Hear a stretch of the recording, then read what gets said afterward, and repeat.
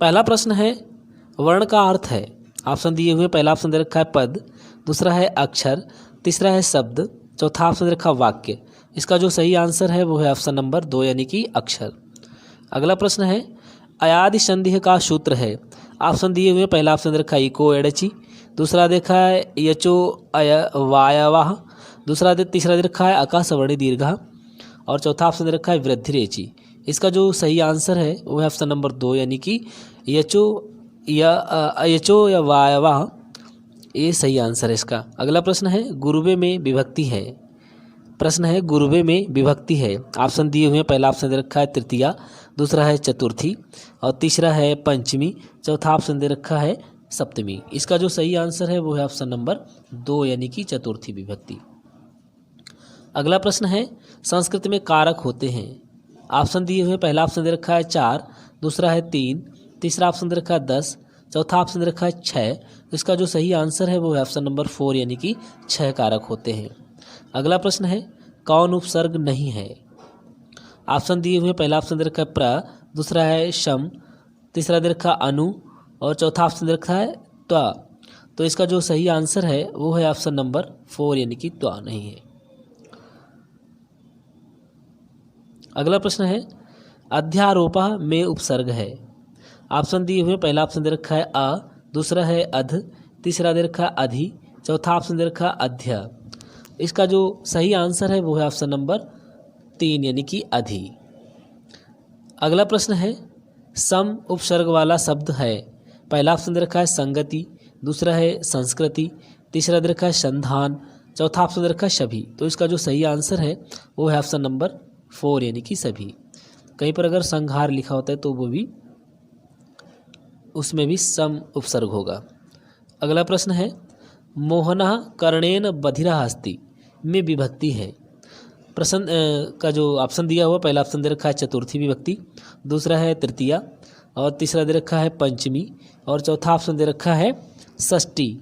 तो इसका जो सही आंसर है वो है ऑप्शन नंबर 2 यानी कि तृतीया विभक्ति। अगला प्रश्न है छात्राय अध्ययनम रोचते में विभक्ति है। छात्राय अध्ययनम रोचते, इसमें विभक्ति पूछी गई है। पहला ऑप्शन दे रखा है तृतीया, दूसरा है चतुर्थी, तीसरा ऑप्शन दे रखा है पंचमी और चौथा ऑप्शन दे रखा है सप्तमी। तो इसका जो सही आंसर है वो है ऑप्शन नंबर 2 यानी कि चतुर्थी विभक्ति। अगला प्रश्न है 4:30 को संस्कृत में कहेंगे। 4:30 को संस्कृत में कहेंगे। ऑप्शन दिए हुए, पहला ऑप्शन दे रखा है सपाद चतुर्वदनम, दूसरा दे रखा है सार्ध चतुर्वादनम, तीसरा दे रखा है त्रिंशत चतुर्वादनम, चौथा ऑप्शन दे रखा है चतुर्वादनम त्रिंशतः।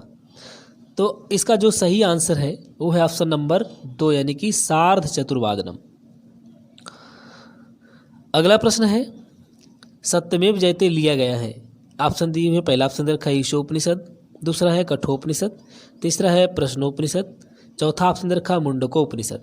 इसका जो सही आंसर है वो है ऑप्शन नंबर 4 यानी कि मुंडकोपनिषद से लिया गया है।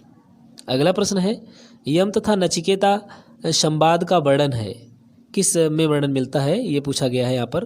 पहला ऑप्शन दे रखा है छांदोग्योपनिषद, दूसरा है कठोपनिषद, तीसरा दे रखा है बृहदारण्यकोपनिषद और चौथा दे रखा है श्वेताश्वर उपनिषद। इसका जो सही आंसर है वो है ऑप्शन नंबर 2 यानी कि कठोपनिषद में यम तथा नचिकेता का वर्णन मिलता है, उनके संवाद का वर्णन मिलता है। देखिए इसमें जो बृहदारण्यकोपनिषद है इसमें याज्ञवल्क्य का मिलता है। किसका मिलता है? याज्ञवल्क्य और गार्गी संवाद है इसमें, याज्ञवल्क्य और गार्गी का संवाद इसमें है। ठीक है। और जो हमारा छांदोग्य उपनिषद है इसमें अरुणी तथा श्वेत केतु, अरुणी और श्वेत केतु इनका संवाद मिलता है। श्वेत केतु, अरुणी तथा श्वेत केतु, अरुणी जो होते हैं अरुणी का और श्वेत केतु का वर्णन इसमें संवाद मिलता है। अगला प्रश्न है तमसोमा ज्योतिर्गमय आता है। ऑप्शन दिए है, पहला ऑप्शन रखा है ईशोपनिषद, दूसरा है कठोपनिषद, तीसरा है बृहदारण्यकोपनिषद और चौथा दे रखा है छांदोग्य उपनिषद। तो इसका जो सही आंसर है वो है ऑप्शन नंबर 3 यानी कि बृहदारण्यक उपनिषद में ये तमसोमा ज्योतिर्गमय आता है। अगला प्रश्न है कौन सही सुमेलित नहीं है। ऑप्शन दिए हुए हैं, पहला ऑप्शन रखा अम्ला खट्टा, इसका अर्थ दिया है, और दूसरा दे रखा है कटु, इसका अर्थ दिया है तीखा। तीसरा दे रखा है लवण, इसका अर्थ दे रखा है नमक। चौथा ऑप्शन दे रखा है कषाय, इसका अर्थ दे रखा है कसैला। देखिए इसमें जो सही मिलान नहीं है, पूछा गया है कौन सही मिलान नहीं है, तो इसका जो सही आंसर है वो है ऑप्शन नंबर 2, यानी कि ये कटु का तीखा नहीं होता है, कटु का होता है कड़वा। क्या होता है? कड़वा होता है। और तीखा जो होता है वो तीक्त का होता है, तीक्त माने तीखा होता है, तीखता, ये तीखता होता है जो, उसका अर्थ होता है तीखा। तो यहाँ पर ये गलत है। अगला प्रश्न है कौन सही सुमेलित है? ऑप्शन दिए हुए, पहला ऑप्शन दे रखा है मारजारी बिल्ली, दूसरा दे रखा है लूता मकड़ी, तीसरा दे रखा है षटपदः भौरा, चौथा ऑप्शन दे रखा है वृक्कः बैल। इसका जो सही पूछा गया कौन सही सुमेलित है, और सर इसमें पूछना चाहिए था कौन सही सुमेलित नहीं है। ये प्रश्न इस तरीके से है कौन सही सुमेलित नहीं है। ठीक है, तो ये नहीं है में क्या होगा? ऑप्शन दिए हुए, पहला ऑप्शन है मारजारी बिल्ली, लूता मकड़ी, और तीसरा देखा है षटपदा भौरा, चौथा दे रखा है वृक्कः बैल। तो इसमें देखिए ये भी सही है, बिल्ली होता है इसका अर्थ, लूता माने मकड़ी होता है, षटपदा माने भौरा होता है, और ये जो चौथा ऑप्शन दे रखा है वृक्कः माने बैल नहीं होता, वृक्कः माने भेड़िया होता है। क्या होता है? भेड़िया। भेड़िया, वृक्का को वृषभ कहते हैं, सॉरी वृक्का को भेड़िया कहते हैं, बैल को वृषभ बोलते हैं। तो ये गलत है, यहाँ पर ये मिलान ठीक नहीं है। वृक्का माने बैल नहीं होता है, भेड़िया होता है। अगला प्रश्न है रामायण का 5वां कांड है। ऑप्शन दे रखे हैं, पहला ऑप्शन दे रखा है अयोध्या कांडम, दूसरा दे रखा है अरण्य कांडम, तीसरा दे रखा है किष्किंधा कांडम, चौथा दे रखा है सुंदर कांडम। देखिए रामायण में जो ऑप्शन दे रखे हैं, और रामायण में कुल कितने कांड होते हैं? 7 कांड होते हैं। कितने हैं? 7 कांड होते हैं रामायण में। ये 7 कांड जो है रामायण में होते हैं। तो देखिए इसमें जो 7 कांड रामायण में कौन कौन से होते हैं? पहला होता है बाल कांड। कौन सा है? पहला है बाल कांड, और दूसरा है आपका अयोध्या कांड, तीसरा है अरण्य कांड, और चौथा आपका है किष्किंधा कांड, और 5वां है सुंदर कांड, और छठवां जो होता है वो होता है युद्ध कांड। ये छठवां युद्ध कांड है, और जो 7वां है वो है उत्तर कांड। कौन सा है? उत्तर कांड। इनको आप याद कर लीजिए। तो पहला कौन सा होगा? पहला बाल कांड हो गया, दूसरा अयोध्या कांड हो गया, और तीसरा अरण्य कांडम हो गया, चौथा हो गया किष्किंधा कांडम, और 5वां हमारा हो गया सुंदर कांडम, और छठवां हो गया युद्ध कांडम, और 7वां है उत्तर कांडम। देखिए इसमें अगर ये पूछा जाता है कि पहला कांड जो है कौन सा है, बाल कांड हो जाएगा, अंतिम कांड उत्तर कांड हो जाएगा।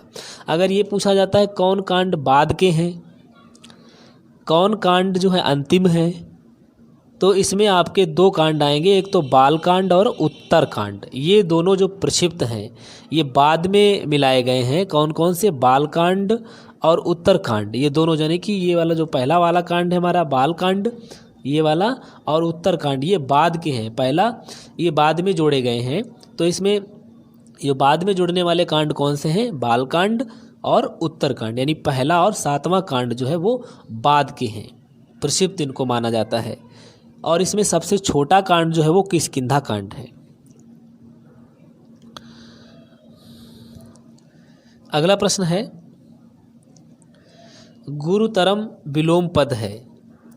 ऑप्शन दिए हुए, पहला ऑप्शन दे रखा है शीघ्रतरम, दूसरा दे रखा है दीर्घतरम, तीसरा दे रखा है लघुतरम, चौथा ऑप्शन दे रखा है उच्चतरम। तो इसका जो सही आंसर है वो है ऑप्शन नंबर 3, यानी कि लघुतरम। ये इसका विलोम पद है। अगला प्रश्न है कौन सा उपसर्ग नहीं है? ऑप्शन दिए हुए हैं, पहला ऑप्शन दे रखा है प्रा, दूसरा है परा, तीसरा दे रखा है सम, चौथा ऑप्शन दे रखा अम। तो इसका जो सही आंसर है वो है ऑप्शन नंबर 4, यानी कि अम उपसर्ग नहीं है। अगला प्रश्न है कौन अव्ययी पद है?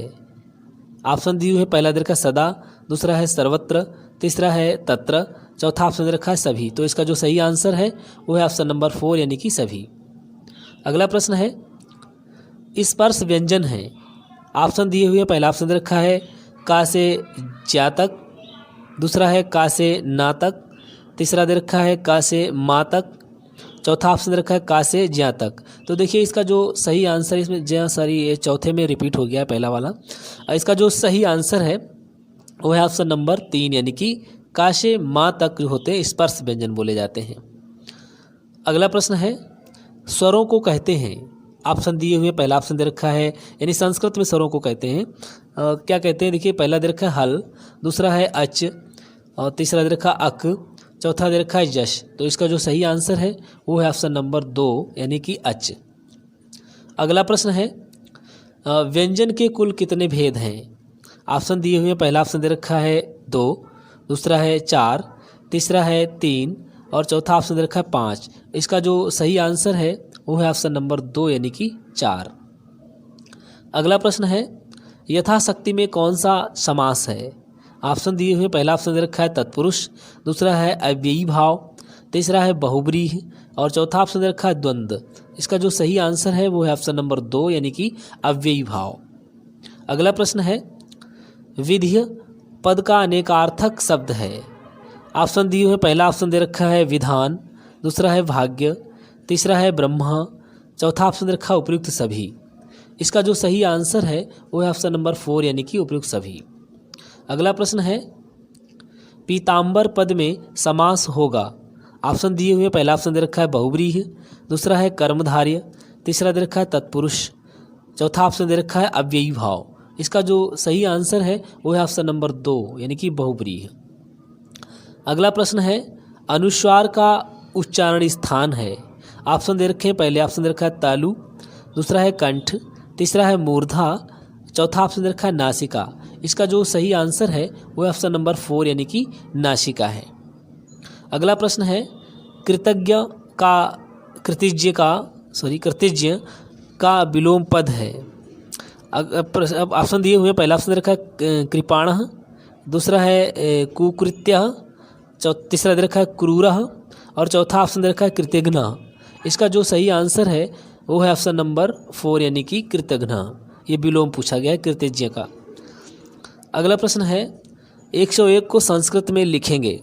ऑप्शन दिए हुए पहला ऑप्शन दे रखा है एकाधिकः शतम, दूसरा दे रखा है एक संत एकम और तीसरा ऑप्शन दे रखा है एका शून्य एकम, चौथा ऑप्शन दे रखा है एकाधिक शतम।